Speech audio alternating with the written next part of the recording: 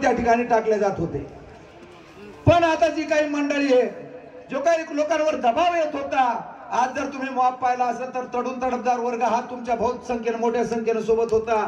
त्यांना साथ पाहिजे, त्यांना हात तुमचा पाहिजे आणि ते तुमच्या सोबत येण्याकरता कधी अवरात्र तयार आहे। आणि या ठिकाणी या परिसराचा विकास करण्याकरता पूर्णापासून इकडचा जो भाग असेल, या ठिकाणी अनेक दिवसापासून आमचा वंचित आहे। कुठं कोणाला आमची जात आडवी येते, कोणाला आमचा पक्ष आडवा येतो, कोणाला आम्ही आडवे येतो, आणि म्हणून आम्हाला त्या ठिकाणी प्रामुख्याने तुमची साथ लागणार आहे।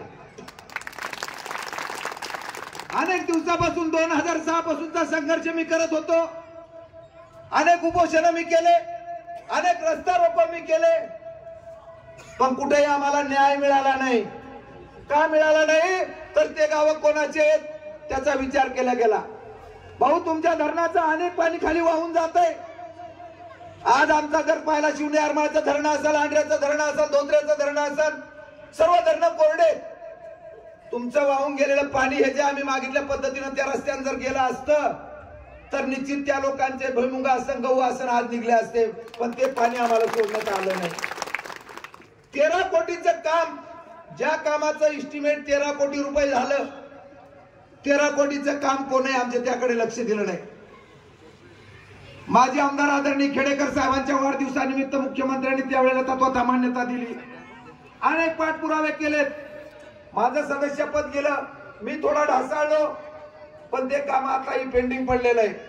भाऊ, मी काही मागणार नाही, खडकपूर्णापासून मी एखाद्या गावचा विकास तुम्हाला मागेला तो मागणारही नाही, पण तुम्हाला पहिला प्रश्न करतो, या ठिकाणी काजी साहेबांचा मला आत्मविश्वास वाटतो। काजी साहेब, 3 जिल्ह्यामध्ये राष्ट्रवादीची 1 सीट तुम्हाला मिळालेली आहे, आणि ती सीट निवडून आणून तुम्ही या 3 जिल्ह्यामधले हिरो काजी साहेब झालेले आहेत।